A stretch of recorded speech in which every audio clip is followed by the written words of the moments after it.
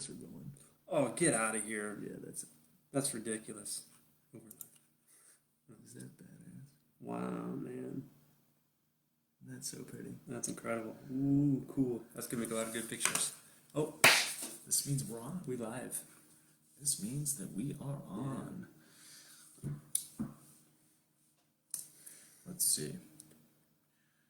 So go over to your Facebook page. There's got to be a quicker way to do this.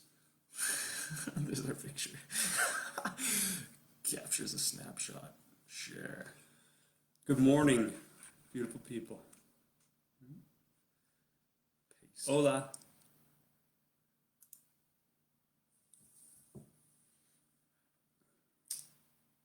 Post. Hey. All What's up, right. Michelle? All right. I'm good. I'm complete. Buenos dias. Happy Tuesday. Good to have you tuned back in, Claudia. Good to be with you. Appreciate your contribution to the last episode. So thank you. Definitely. How are you feeling, Mr. Thorstad? I'm incredible. Tapped in, connected, and aligned. You done hacking from our morning run? Yeah, I did. I don't know. Something going on there. Hacking up something. Morning, Mr. Brent. Good to have you guys both on there. Morning, Good Lisa. morning. All right. Yeah. So this morning, so many of you don't know, I get over here at 6:30, and we get into consensus, have some conversations. We do our morning movement, cold therapy, and then 52-minute and 37-second meditation, so that we show up the biggest and best versions of ourselves to bring the most valuable content for you all. And so sitting around this morning, we had lots of conversations about different topics. What do you want to start with? I mean, in alignment with the email, right, about ownership and victim. It's kind of one of the main premises that we talk about, because it is so vitally important for you to become a creator versus a spectator, right? Like, those are two completely different realities. And my opinion and my experience for myself anyways is that through your evolution, to let go of the victim and increase the responsible. Like, it's a journey. It's a journey. And can you learn to fall in love with the process and have fun along the way? As Mr. Haynes said, if you're not having fun, you have misread the instructions. So, Well, the basic premise, and I'm speaking for us all, is that our spirit is desiring to expand and express itself fully. And we've just got to let go of some of that humanness that's keeping us moving about with such limitation. See, the limitation was learned from age 0 to about approximately 8 years old, and we've really set up our minds on how we view this whole thing called the world and reality. And the caretakers, our parents, or whoever was raising us, was doing the best they could with what they knew. However, most of us have all received some form of programming and limitation. And so what happens is we're moving about in the world, and there's this space inside where we, and speaking from and I'm sure this probably resonates, but where we're just not hitting it. It's just not enough. There's still this space within where we know that we're not giving our deepest gift. And it's really hard to put words into that feeling. You're just like, what is this? And so what I've come to realize is when I am stepping into a more full expression of myself and being able to dance this dance and play and create the experiences that I came here to create, part of that process is really, actually I wouldn't say part of the process, I would see a sizable portion of that process is becoming aware. You always said, notice what you're noticing. And so when we understand that the programming is what is operating us. It's like being a fish in water, and we don't really know we're in water until we can take ourselves out of the water. And how you take yourself out of the water is deepening that awareness. And, my email that I sent just yesterday was really about how much heaviness is taking place, how many different shifts we're experiencing as a collective, and how can we be in ownership versus sit back in the victim seat, which is so easy. It lets us off the hook, and we can just remain small. Oh, well, the outside world is doing this, or it's her fault, or it's his fault, or I couldn't achieve this because of X. And when we adopt that way of being, we place all of the power outside of ourselves. Externally. Yes. The conditions, circumstances, and environment, for those who have seen me talk on the ownership spectrum, the conditions, circumstances, and environment is what's dictating your result. And that is not a way to step into your true being. By placing your power outside of yourself, you are left with wherever the wind decides to blow you, and that's your result. And so when we can step back and cultivate a sense of ownership around this, that's how we take our power back and make that shift. But I think in order to do that, though, would you agree that it takes a certain level of, okay, so what is the gift I desire to bring forth to the world? What is my light? Because without that, what's the point? Yeah. David Day talks about it in The Way of the Superior Man, right? And it goes for women too. It's like, what is your gift to the world?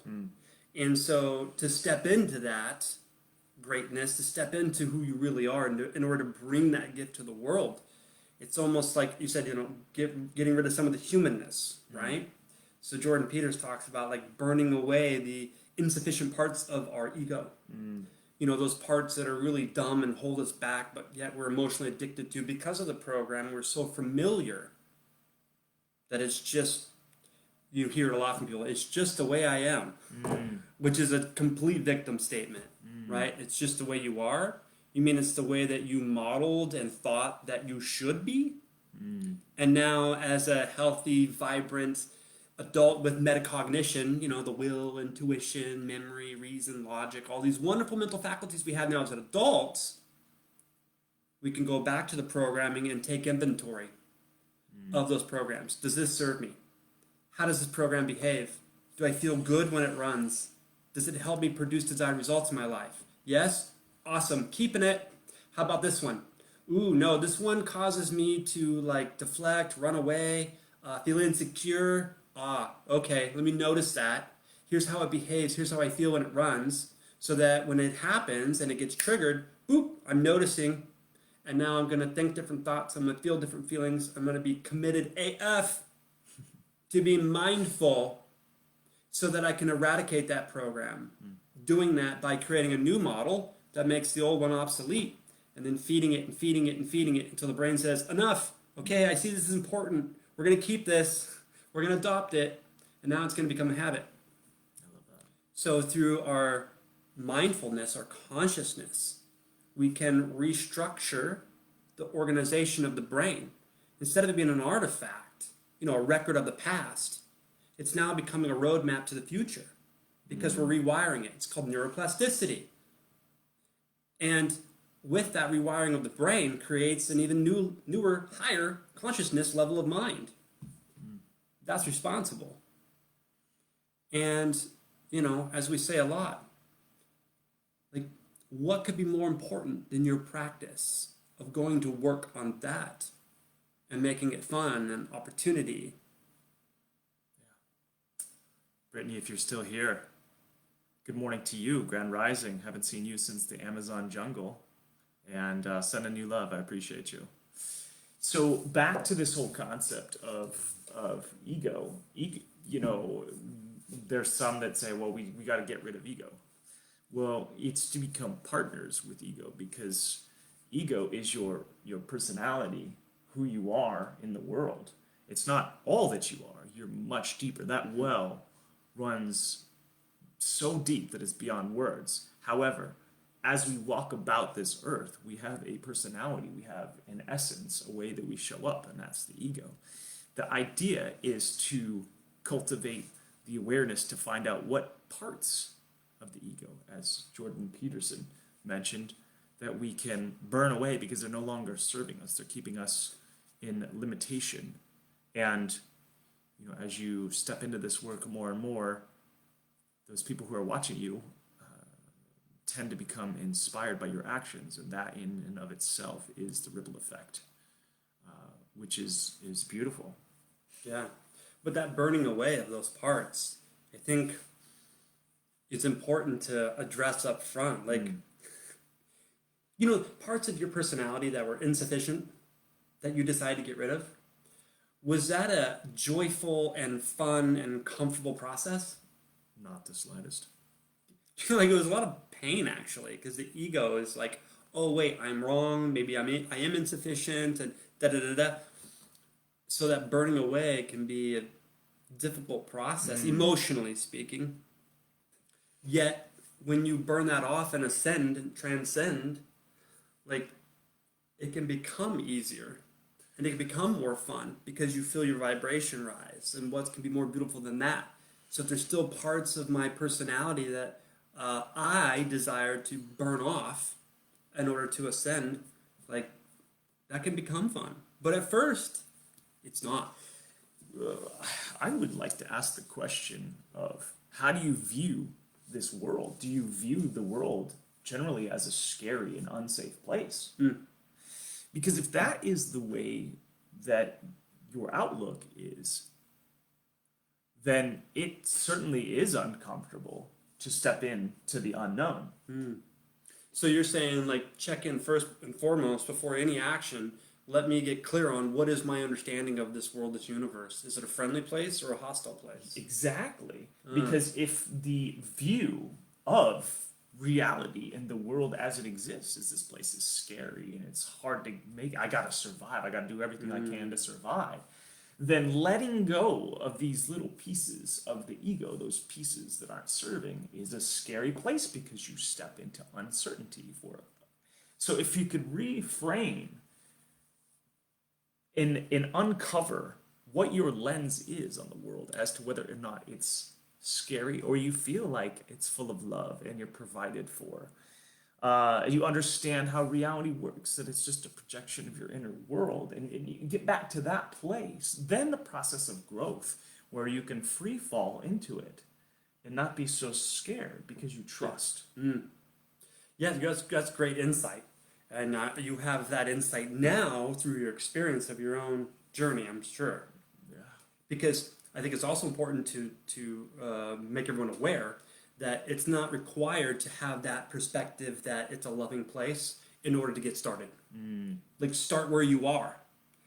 Like, the thing about victim that I want to slap people sometimes who are victim is that they think that, like, well, that's all there is, and this is all it'll ever be. Instead of, no, this is my current frame of reality. And if I can just design in my imagination, like, who I desire to be, and then start orienting all facets of me toward that, I can grow into it. I can believe that the world, the universe is a hostile place, but have a knowingness that maybe it's not. Maybe there is love and light out there. Maybe I can transcend. And so if I just fixate on that end result and take a step, the next step will be shown, and the next, and the next. And it may not be easy. It may not be convenient, and it sure as hell won't be comfortable at first, but it becomes that way. Until now, you're so committed to your path, you couldn't dream of doing anything else. Maybe I'm just speaking from I think there's some usefulness in unpacking that a bit to help cultivate a sense of awareness of how you view the world. And do you see yourself having that inner talk saying, why is this so tough? Why is it so hard to make it in this world? Why are things so difficult? Or is the language, why is everything just coming to me so abundantly? Why am I so well provided for? And what I can say to be true based on my experience is that when I reframe that inner, let's call it critic, my outer reality begins to reflect back to me all of the things to prove why that's true. It's almost the same idea of when we purchase a new car. We're driving down the road, and then all of a sudden we see everybody just purchased the same car. But it's only because you became aware of it, it became relevant in your own inner world, that your outer world begins to reflect back to you. Try it. Perhaps create a mantra. Why is everything coming to me so easily and effortlessly? Why am I experiencing love so abundantly? And watch what the outer world starts to reflect back. See, it's back to the idea of quantum physics, right? Quantum physics said that it is all energy.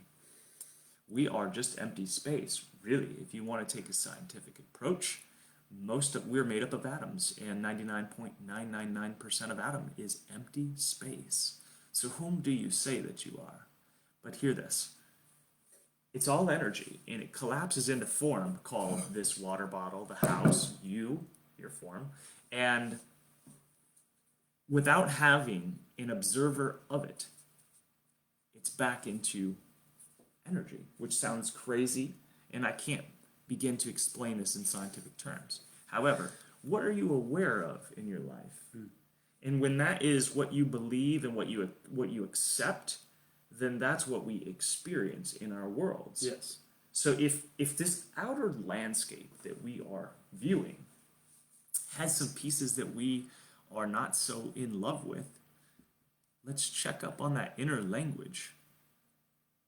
And if the inner language is, the world is so tough, it's hard to get by, why is there so much hatred, then we continue to see more evidence of that. Yeah. I think that's the part, is that we're always going to be right about what we believe. And we'll find and seek out evidence unconsciously to substantiate that belief system. Because we have to be right. It's biological for our survival. So that's really good news, I think, because that means then you're always going to be successful. Yeah. The question is at what and why. And so I think one of the biggest pivots that I've made in my path was going from victim, spectator, to creator. But here was one of my biggest shifts, and it's exactly what you just said. It's, what is my view of this world and this universe? And living through my five senses, what I could see, smell, hear, taste, touch, right, was the evidence that I was right about what I believed. But that was, there's not enough. Life is hard. You have to work hard. It's all this human type stuff. And so the transition that I made was through our studies, through courses we've done, through books we've read, is to realize that through the quantum physics model of reality, there is infinite potential. Anything we can conceive can be a reality. And to focus on that ideal reality to the exclusion of everything else so that you can make it become so.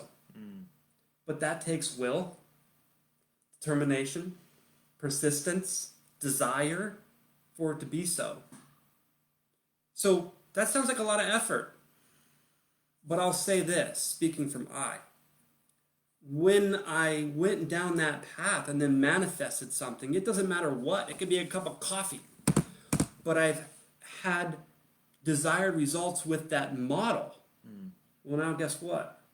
Game on. Yeah. Because if it worked for one thing, no matter what it is, it must work for everything. It's law. Absolutely.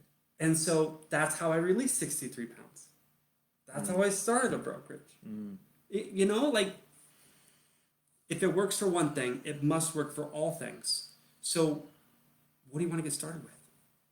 Yeah, the conversation that we had this morning was that if more people could have a taste of what this process Oh. would like be it would feel like a taste of the process and some success with it, I truly believe that more people would become addicted to that process. Addicted. And then we would all get to slowly recreate that, and then we would wake up in a completely new world. What if we all just shined a little brighter? What if we all just increased ourselves and improved ourselves by 0.5% every day? What if? What would this world be like? What would it look like? How would we treat one another? Would we come back into homeostasis with nature? Survival in itself is hard, caveman. Yes, if that's what you believe. Yeah, if we look at us from an, I suppose, an evolutionary standpoint, which I'm starting to see actually how all the teachings all actually somewhat are describing the same thing, which has been really wild revelations for me. Yeah, the fear of uncertainty, in this world could be, hey, I'm not sure whether or not there is a saber-toothed tiger hanging out outside the cave, but I'm getting really hungry and I need to eat. And so perhaps we're still hanging on to this uncertainty in a place where that was an old part of us that we should be letting go of. I want to touch on that because this evolution part ties in with what we just stated before, is that transitioning from the human side to your higher self, which is spectator to creator, is an evolutionary process. So Dr. Joe Dispenza, who studies epigenetics, says that, if you look at the animal kingdom, Darwin pointed this out a long time ago, that an organism, a living thing, evolves because it is responding to its environment. And in order for it to not only survive, but thrive in its environment, it must adapt. It must change how it is to take advantage of its environment. If it didn't, it would die off and go extinct. Yes? Okay, great. Now, that being said, let's put a pin in that for a second. We can also agree, because we've had this conversation many times here, that a human being with a prefrontal cortex can make a thought more real than an actual experience. Case in point, we could have a conversation right now, ask you a series of questions, ask you to feel certain things, and you could invoke a panic attack. Now, how is that? Because nothing is actually happening outside of you. We've done a lemon exercise. You close your eyes and you go through this thing and you envision grabbing a lemon and biting it, and you have a biological reaction. How is that possible? There's no lemon.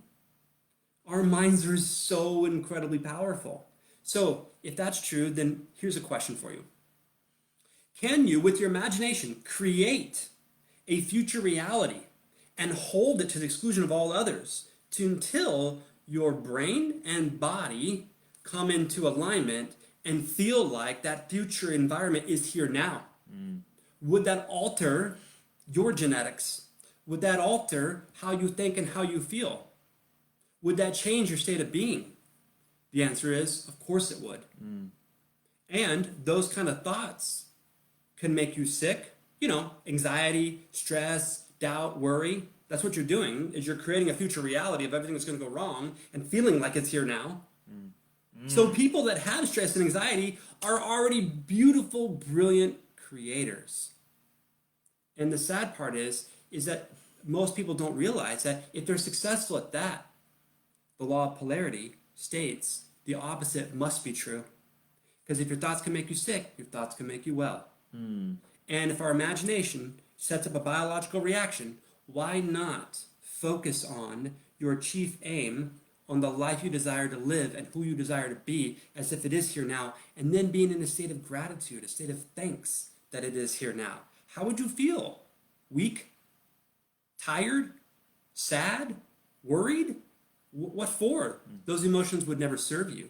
They're lower survival emotions. So what if you were to focus on elevated emotions that support you in thriving, that increase your energy, that expand your electromagnetic field, your presence? I I believe in the coaching work that I've been doing with people, especially on an individual one-on-one type basis, is what I'm discovering is there's not a lot of people who are super clear on their vision and who they want to be in the world. Totally. And That's by so, design. and so without having a specific aim as to how you desire to show up and how you desire to experience the world, how do we know what to feed energy to? Well, I'll say this. I find that in the hundreds of people that I've coached and still coach, and we've had this discussion many times, most people do not specify exactly what they want their life to look like and the goals they desire to hit. The reason being is that if they set all that up, they now have a framework, a construct that they can gauge their results against to know the conditions of their failure. So you're basically saying, I don't want to set up the terms of what success would look like, because if I don't hit it, those are the terms that constitute my failure. But it's also the very thing that keeps you from having exactly what you say you want. Like, So let me ask you. So you're saying by somebody developing and designing and articulating their vision, now if they don't hit it, it's a space for them to throw pity parties, see I'm not good enough? Is that what you were? yeah. Okay. And so if I keep my vision of what I want and my goals extremely vague, surface, and shallow, there's no terms to set up to determine that I failed. So it's a very clever way of avoiding and hiding out. Yeah. Because if you set up those terms for success and you're moving towards it and you're making that 0.5% of progress every day, by definition, aren't you already successful?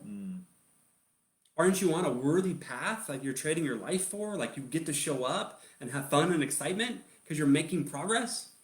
But people say, if I don't have it, I'm failing. And that's BS to me. I think the only real failure is never getting started. I think the only real failure is getting into motion and then stopping completely because it's not working, because you don't see the results through your 5 senses yet. That's failure. If you're moving forward and you're showing up and you're becoming a bigger, better person, like yes, you'll make mistakes. For the love of God, people, understand, you're going to mess up. Sometimes embarrassingly bad. But that's teaching you what not to do. But is it really messing up? No. Because we are learning and growing. Yeah, you're learning what not to do, and if you're paying attention simultaneously, you're also learning what to do. So you're learning through experience. Like, does anyone got a handbook on this? Because if so, I'd love to read it so we can like skip forward here. But that's not the way it goes. And like, here's an interesting concept for you. I love this one. Okay, so follow me, okay? I'm going to ask you all a question, but before you're able to answer it, I must tee up this explanation. You know I'm not one for stories, so don't worry, it's not too long. But it's basically this. Would you agree that there is some form of organized intelligence out there? Call it what you want. God, the universe, spirit, grace, whatever your definition is.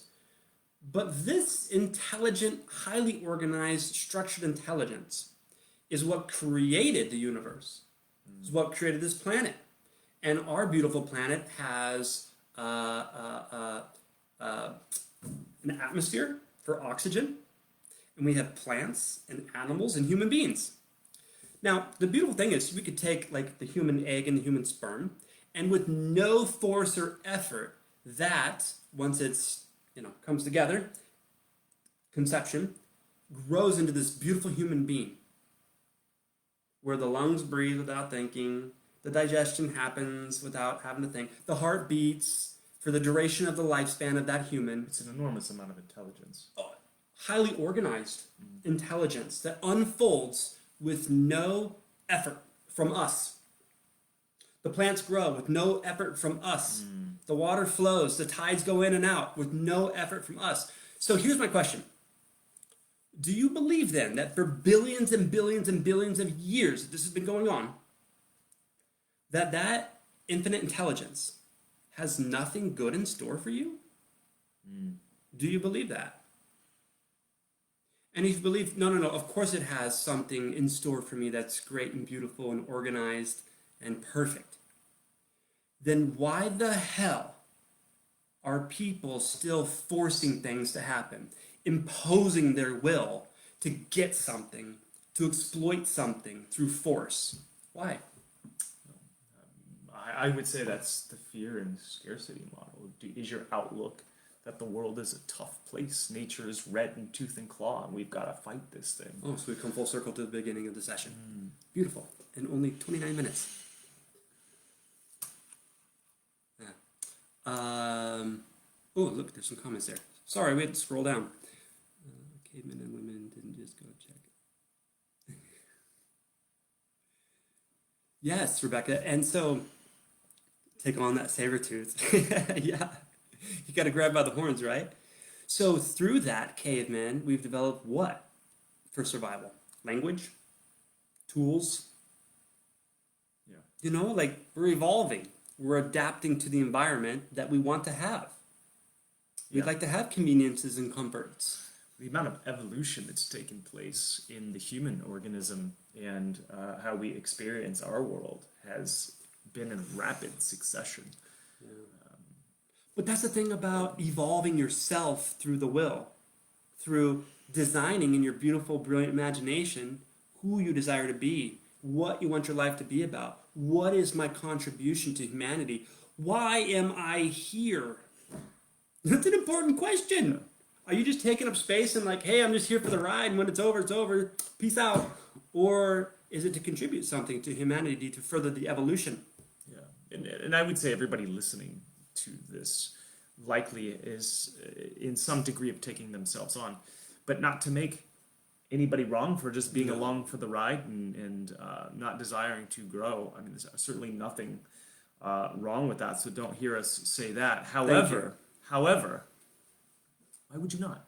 Well, yeah, and I'm posing these questions not to make one right and one wrong and good and bad, but to just ask the questions so that you, if you haven't asked yourself yet, may have some clarity on, like, what are some better questions I could be asking myself? And, yeah, what am I doing here? Let me get some clarity around this, some purpose, some meaning that I'm assigning to my life.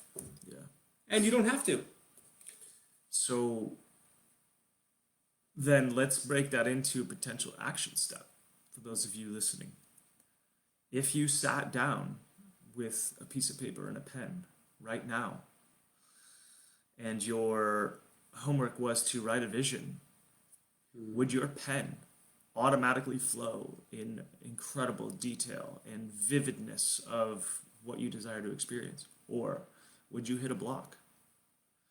And perhaps something to investigate around that. And I think that we should all have something that we are aiming for, to enjoy where we are right now, but to know that we can always expand and create more love and more joy and more play, like you mentioned earlier. If we are not having fun playing the game, we have misread the instructions.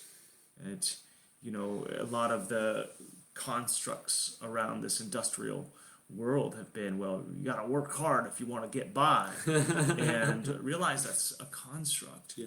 And it doesn't need to be that way. So if you're sitting down and creating a vision, let go of all limitation and move forward with perfect choice, where what you're putting pen to paper on is not based on what you think you can get. You can get anything. You can create anything. I look at my own process around this, some of my own personal context to support this. I was in a aggressive coaching company that was very driven to create big income, and it was very doingness oriented. I was doing, hustling, and I created a very sizable organization, and through that method, and not good, bad, right, or wrong.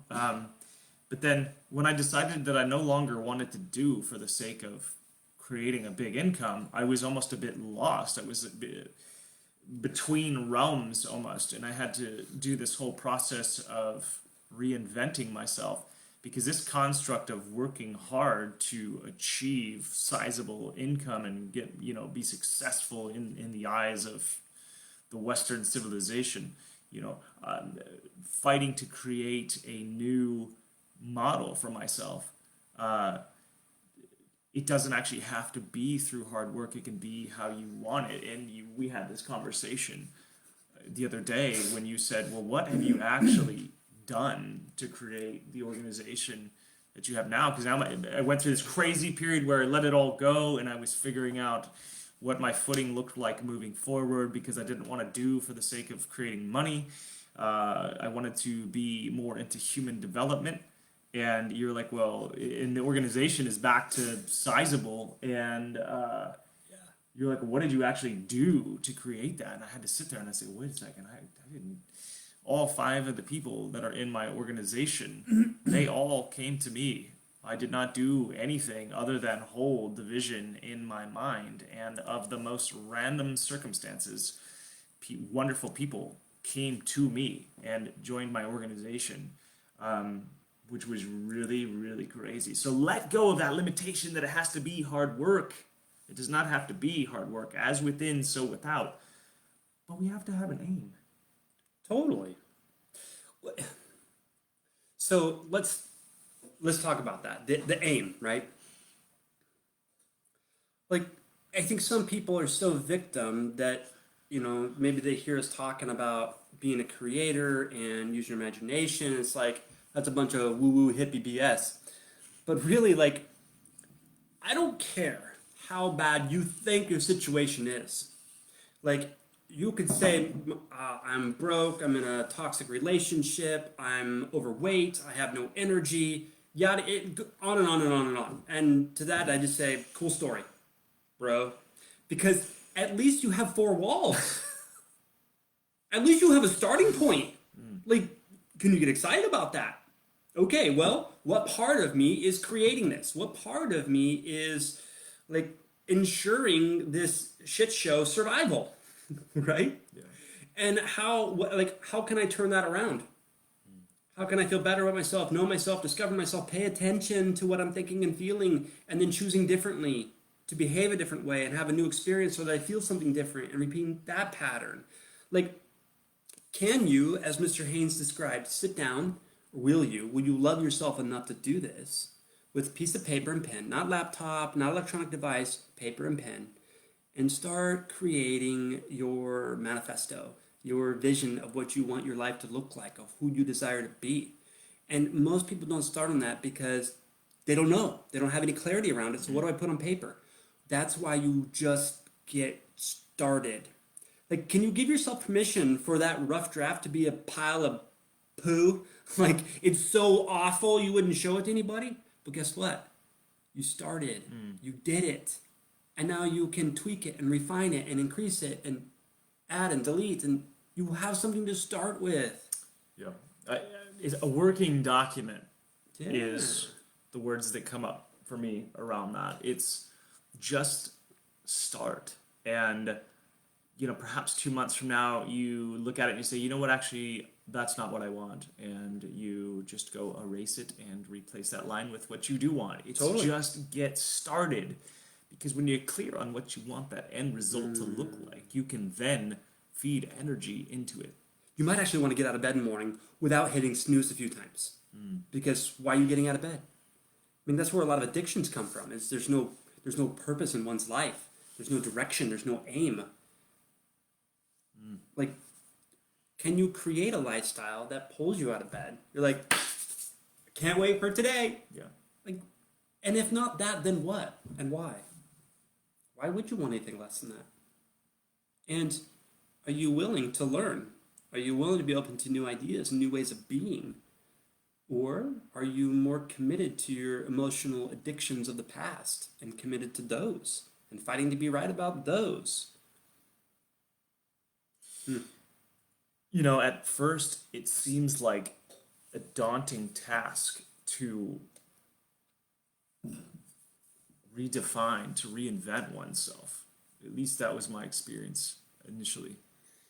What I can say is moving into this place where I've explored the inner world, the inner workings, and being able to feed energy into a vision Now things happen so much easier that it's no longer I have to get out of bed and down a bunch of cups of coffee because I got to go get to work and force things to be in accord with my will. Uh, that now, when I just hold a vision, those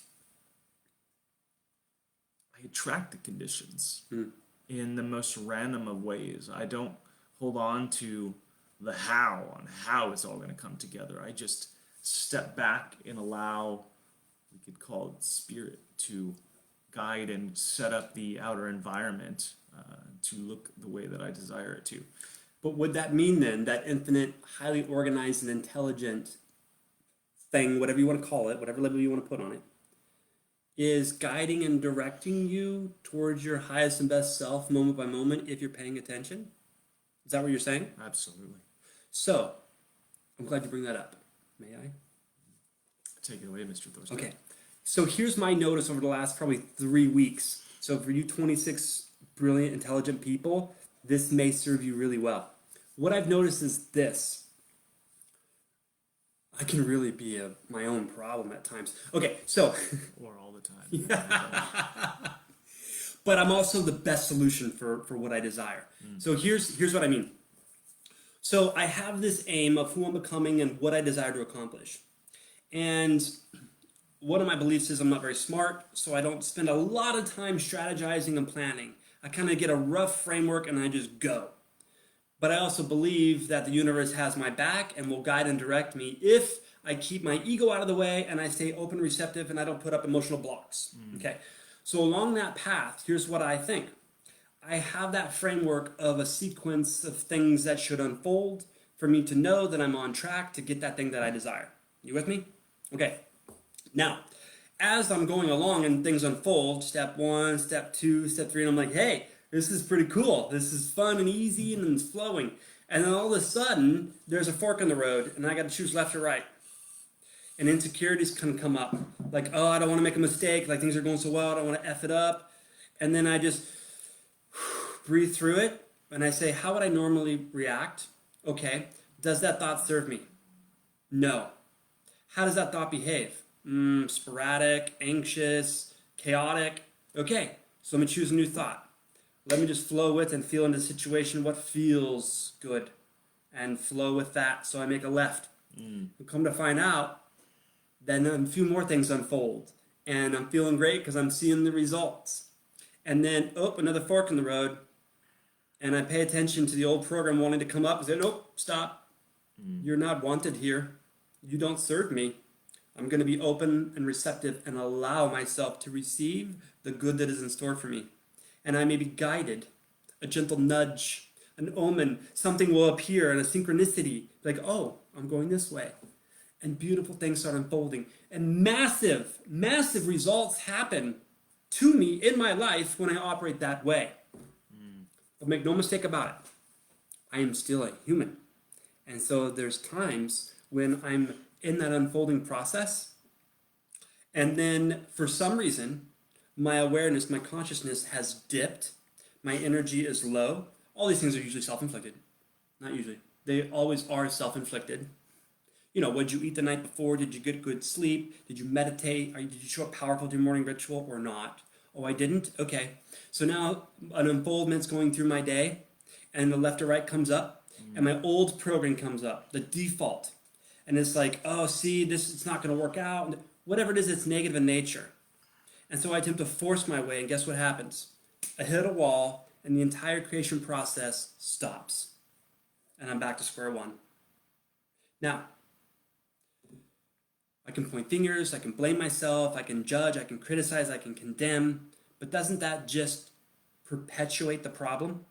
Am I just feeding more energy to what stopped that creation process unfolding effortlessly? Because that's what infinite intelligence does. But I can notice, oh, here's where I went wrong, and take full ownership for that, and then commit, then I will not allow that to happen again. I will prime my state, protect it, and promote it throughout the day so that I'm super mindful of my default programming. So that no default programming thought shall slip by my awareness unchecked without my permission. so that I can stay in that flow state. Just a note. So, unpacking this idea of the fork in the road, you are making good strides towards your creation, and all of a sudden you're hit with this: do I go left or do I go right? What I would say, based on my experience, is that if you are having an incredible amount of difficulty and anxiety around the decision on which direction to go, it's that we are residing too much in the thinking mind, that we have not become sensitive and feeling into our heart space, which is said by some to be the seat of the soul. And we've heard the term intuition means to be taught from within. And so when we extract our consciousness from the thinking mind that's doing all of its calculations based on its past data and it's running all its scripts, we are not in our feelingness. We have, as Westerners, been vastly undereducated around this whole idea of consciousness and who and what we truly are. As Ram Dass, one of the greatest spiritual teachers that has ever influenced my life, he says that we are in a temple dedicated to the worship of the rational thinking mind. And he's referring to the Western civilization, where we are rewarded for our academic abilities to think and to process it. We get rewards and we get our degrees and all of these things, and but what's happened is we're disconnected from that other space. And this is why some of the work that Dispenza is doing and the Heart Math Institute, what they're learning how to do is bring heart-brain coherence. We've just been living here, and this is where all of the anxiety comes from. But if we connect to spirit and we marry those two things, we can be in a flow state. And so back to that fork in the road, if you're having problems with that, go within and ask the right questions and allow spirit to guide you. Become more sensitive and it will come to you. That was so beautiful. Oh, God. Well, I'm faced with that a lot of the times. You are, if you're paying attention. Yeah. Go for it. But what I want people to know about what you just said is, like, you said ask the right questions. And so you can go victim. Well, I don't know what question to ask. Well, how about you start with one? Like, just ask a question. And you'll hear the answer, as Haynes said. Yes, Andrew, go within. Right? So when you ask the question and then release your need to hear the answer, watch what real truth you receive. When you're talking about being in the conscious mind, the analytical mind all day long, like, how do you quiet that? What is your practice to quiet that analytical mind so that real truths or revelations can appear for you? Our practice, clearly, meditation. So looking at this with an energetic lens, you have heard that a woman has a powerful intuition, a woman's intuition. The difference between that feminine energy and that masculine energy is that feminine feels. This is why some would say, well, women are just more emotional. Well, men have just been taught to turn that faculty off in the Western world. We've got to be tough guys, and real men don't cry. Yep. And we're always thinking about things and creating containers and structure and all of that. Where a woman, can't talk, I know what you mean. is naturally more intuitive and feeling. And so we all have that faculty. It's just that most men have really turned that faculty off. Well, because in our Western society, like, a man that is manly, that is burly and all these masculine things, is machismo. Thank you, Rebecca. Yeah. Is revered as someone special. But really, isn't that someone that's further removed from their feminine energy that they already possess? That's the thing about it, is we're all born perfect with masculine and feminine. Yep. There's women with masculine energy. It's part of your beingness. Yeah. We are energy. Yeah. And so the key is not how do I reside in my masculine and increase that so that I get the approval from the other unconscious people, but how do I take these two energies and merge them together till I'm fully integrated? Yes. So that when a situation arises, if it requires me, I can swing into my masculine or my feminine. Like, so many people that see a man cry in our society look at him as weak. Now, I'm not saying that, I'm just saying that all crying is not weakness. It's being in touch with some emotions. Like, have you ever seen a man cry tears of happiness and gratitude? Like when their child's born.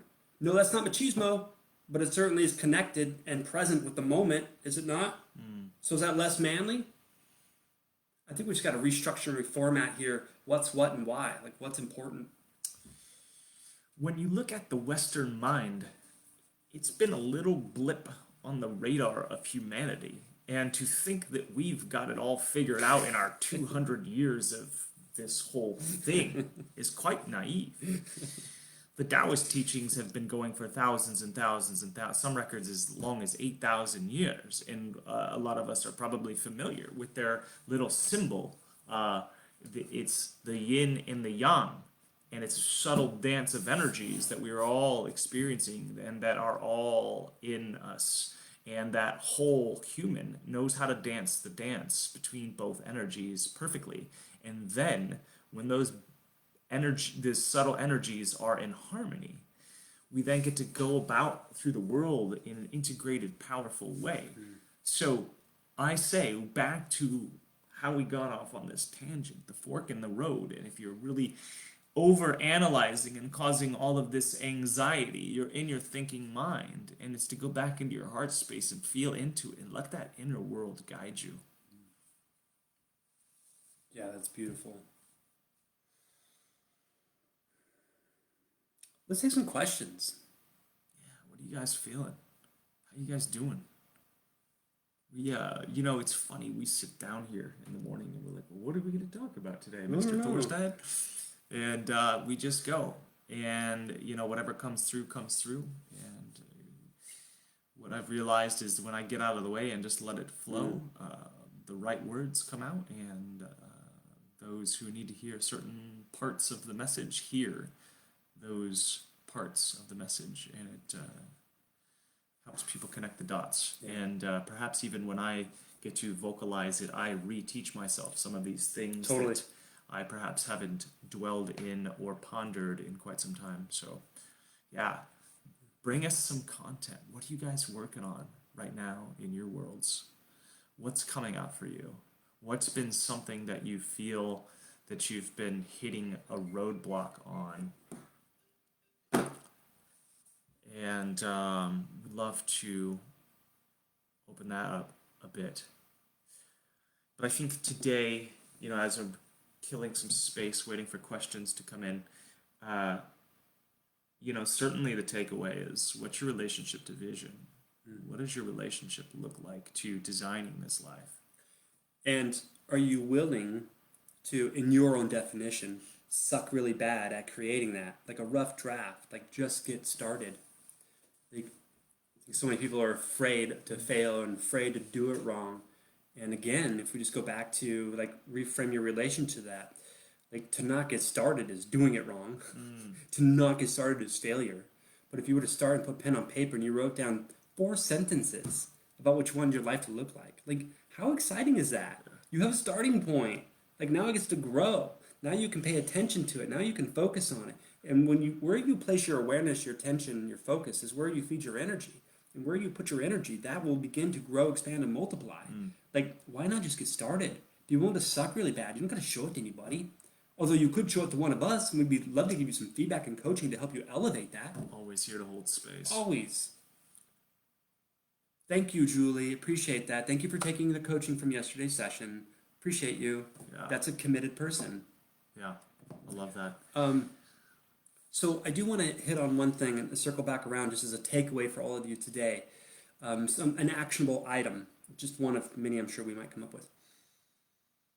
To notice what you're noticing moment by moment. How am I being? Being meaning my state. a combination of my thoughts, my feelings, and my behaviors. And so if you just notice, pay attention, like when a thought comes up, just ask yourself, does this serve me? Does it feel good? And how does this thought behave? Just those three simple things. Does this serve me? How is it acting? How is it behaving? Does it feel good? And I will tell you, here's my experience. If you do this and you stay committed,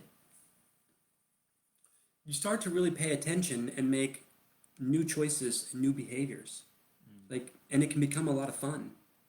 So the other thing is this, if you listen to that inner voice and just notice, just witness, just objectify it, you can look at it, and what I've noticed is this, that voice used to tell me tell me to do a lot of things. It says, oh, you have to do this, you have to do that. And if I really paid attention, a lot of those demands or commands from that inner roommate were coming from scarcity, were coming from insufficiencies, were coming from insecurities. And let me ask all of you out there, who of you loves to be told what to do? Like, who enjoys the dictator enforcing commands and having to follow orders? Like, who enjoys that? Who jumps out of bed and goes, I can't wait to be told what to do today? No, maybe somebody, but I don't think anybody watching this would. So if that's the case, why are you still committed to telling yourself what to do? So can we create a new model of reality that makes that one obsolete? So the new model would look like this, as Mr. Haynes said in the beginning. Get into partnership with yourself. Become integrated instead of polarized. And that integration would look like, let me ask myself. So if I create my vision, and this is the aim of who I desire to be, and this is who I'm becoming, ask yourself, what incremental thing can I do today to increase myself by just 1% or 0.5% today? What is the highest and best version of me? How can I show up as that today? And when you start asking these questions first thing in the morning after your daily practice, your morning ritual, you're setting the tone.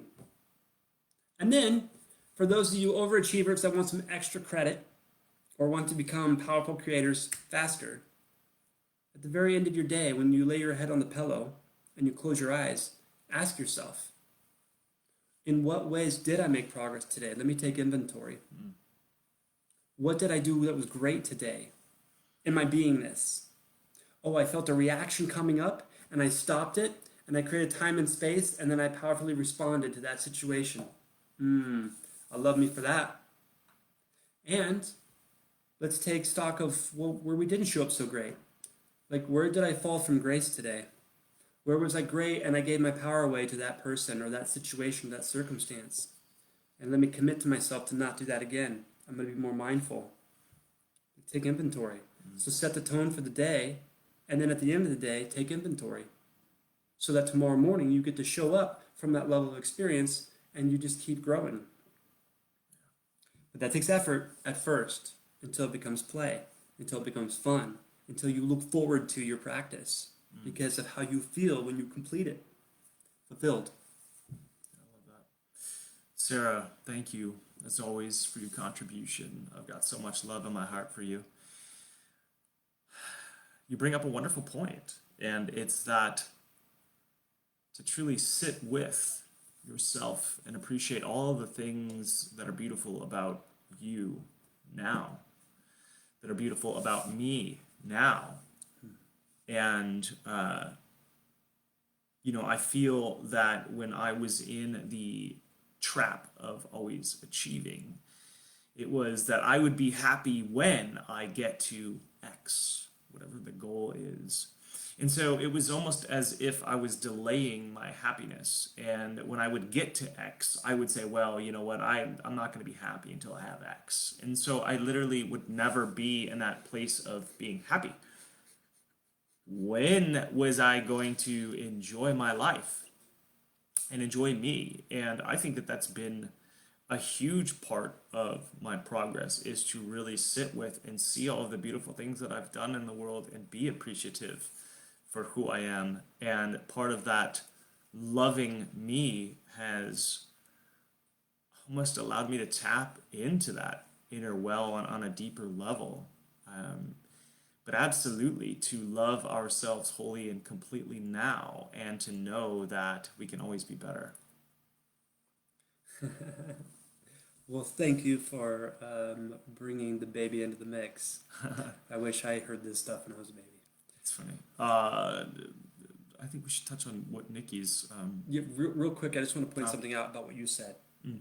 Like to go to Rebecca's comment there about taking stock of those wins and like what you're doing right. That's beautiful.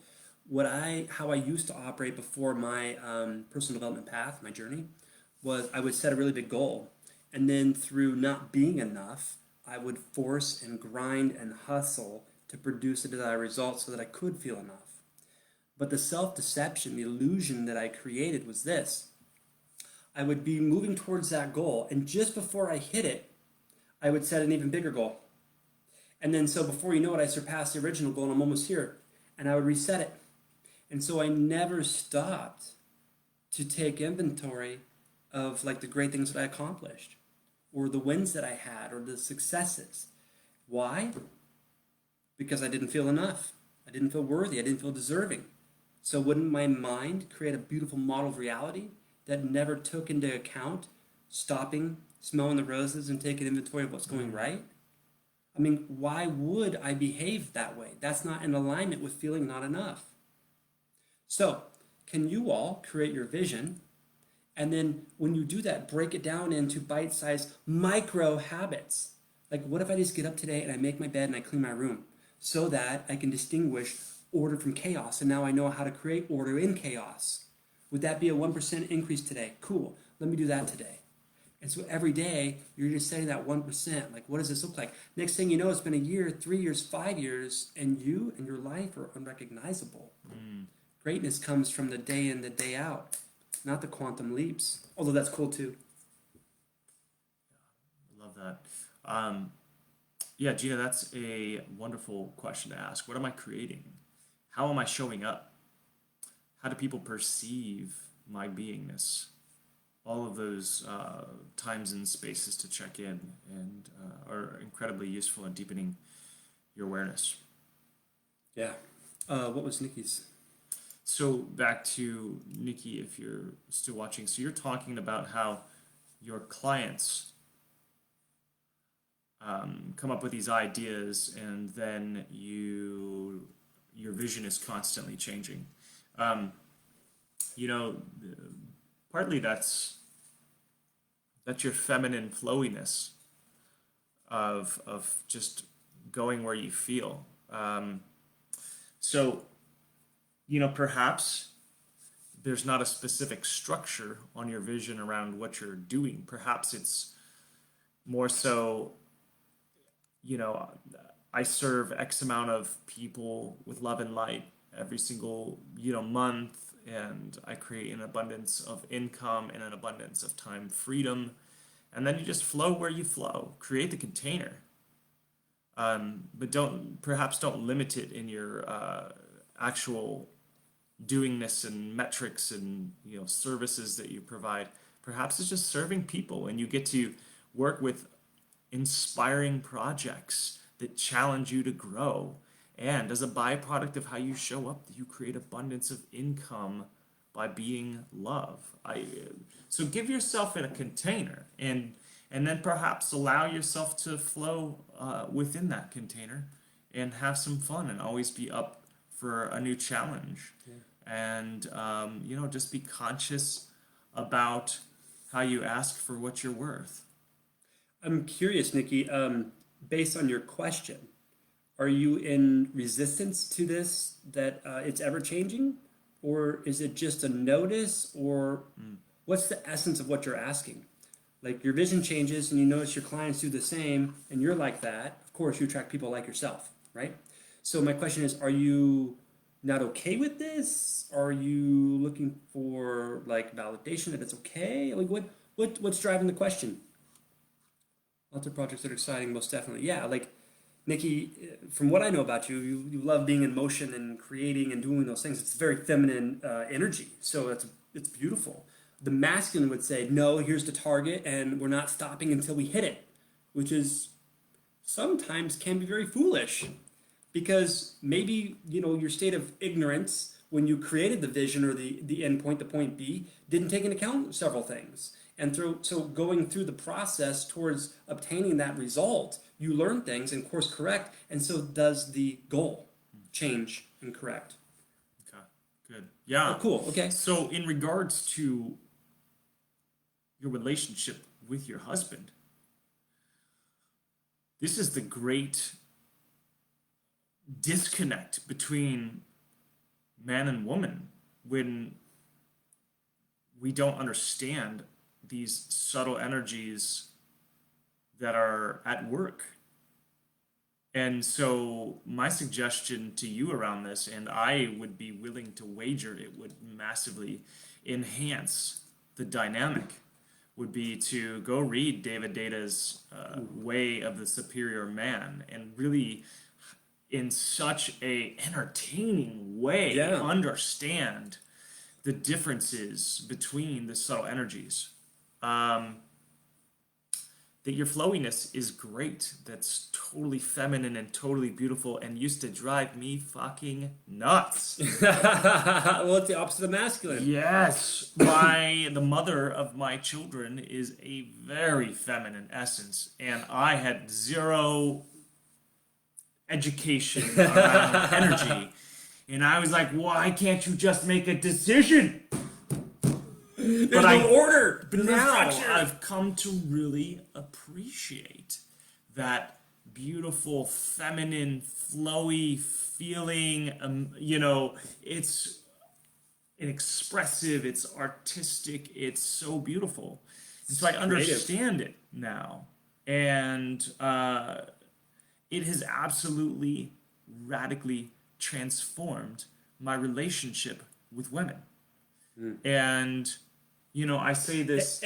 I think not just every man, but every human being should participate in the information in that very short book. The audio is 2.5 hours. Like, come on. Yeah, a wonderful woman who entered my life for I guess she's still in my life now. We're still friends, but she came in to teach me a lesson, and it was my initiation into understanding sexual polarity and the dance that is the masculine and feminine. And it was for my birthday that she gave me that book, and then she completely disappeared for months. And I knew that it was my time to study. I don't sit there and think about why did that happen. I was like, thank you for being my teacher. And I read that book, and it blew me away and really helped change my relationship With the feminine? Yes, With your own absolutely. feminine? And yeah, absolutely. Yep, becoming more whole and integrated, It's- which is powerful. Yeah. You think about it, if we all have the masculine and feminine, and you don't identify with one of those energies that you already possess, aren't you only half present? Yeah. So what would it look like to bring both of those parts of you together to powerfully create, to give your gift to the world? Well, I can tell you what it looks like. I mean, have you seen this man move his hips? Oh. He's talking about himself, right? Not me. He's right. Yeah, totally. But that's an interesting thing that he talks about in that book is the sexual polarity. Like, You're ridiculous. I know. Like in the moment of intimacy, the distance between the masculine and feminine creates that sexual arc, that energy. And the fascinating thing is, for you men out there that are with a woman that identifies with her feminine on a large scale, like the sexual connection, the intimacy is probably one of the best you've ever had with a woman. But that also means in this, the flip side of this is in your normal everyday waking hours, she drives you crazy because that energy is completely different than the masculine. But having the awareness of these dynamics, at least for myself, has brought me a lot of inner peace and less turmoil and understanding the dynamics of what's going on. So I can look at it from an elevated state of being and go, that's not because of me. And I'm not going to take this personal, that's the feminine dance right there. And now I can love and appreciate it with its lack of structure and organization and follow through. Yeah. Well, in even with your creative process. The creative process is very much feeling into feminine Yeah. expression. The And imagination has got to be feminine. yeah, It's creation. yeah, So, men out there watching this, like, please learn to cultivate that feminine energy, that sensitivity to what's going on and creation and the unfoldment of things. Like, that's what imagination's all about. I mean, if you look at a 5-year-old child, they don't necessarily identify with their masculine or feminine, but their imagination is beautiful and brilliant and so productive. Like, can we all just go back to being 5 years old when it comes to the faculties of our imagination? yeah. Can you have playtime with a cardboard box and a spoon? What can you do with this beautiful, brilliant imagination? What was the book called? Um, The Way of the Superior Man, David Deida, Deida. Wonderful book. Recommended in some of the men's retreats that I'd gone to as well before it was gifted to me. yeah, thank you for gifting that to me, man. Yeah. Read Yeah, it twice now. Just finished it 2 days ago for the second time. yeah. Brent, I would suggest both you and Michelle read it. Together. Yeah, this woman had read it, and she said this is incredible, and she said that any man that I date better read this. Ooh, And so it really help both understand the dynamic a bit more. And this is just back to our original opening around deepening awareness. clarity. This is just one facet that can help vastly propel one forward. Yeah. So, some of the takeaways today: read or listen to on Audible "The Way of the Superior Man" by David Deida. Notice what you're noticing moment by moment, and ask yourself: does this thought serve me? And how does it behave? Meaning, when you entertain the thought, notice how you feel with that belief system. Does that serve you?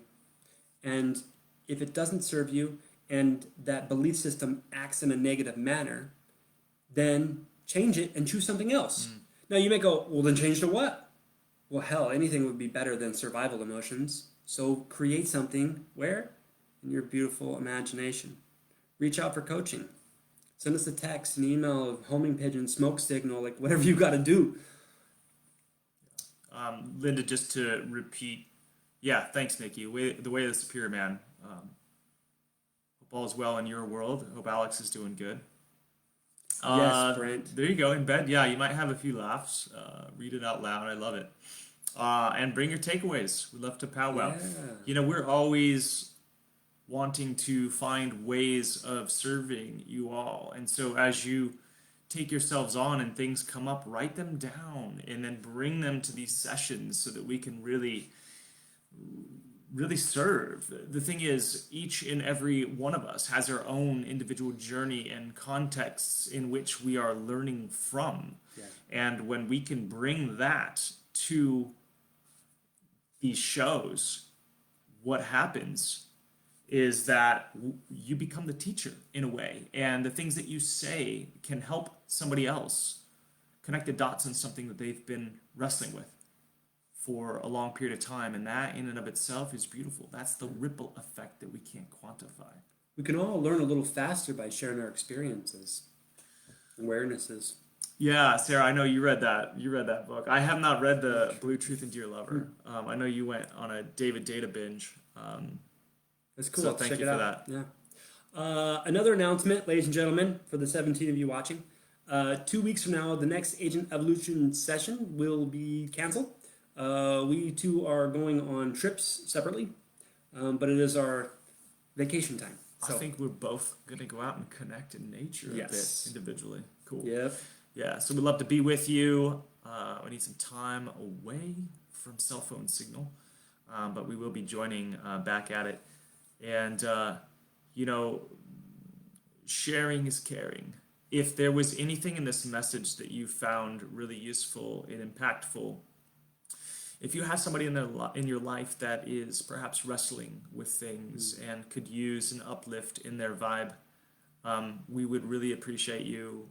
Maybe send in a private message with this video, you can go back to it and hit share and send it to somebody. And if you really feel called and it resonated for you, the more people that we can reach with the higher message, the better. As we are all aware, this world needs a massive amount of healing. And I think that we're in a very pivotal time in our existence. And so I think that each and every one of us should step up and share the light through whatever means possible. Absolutely. Anything else, Mr. Thorstad? No, brother. Thank you so much for the space today. Yeah, it was good. As always, Mr. Thorstad and I are immersed in this in almost all of our waking hours. And I've gotten so many wonderful messages from people who are working on themselves and need some support in some facet.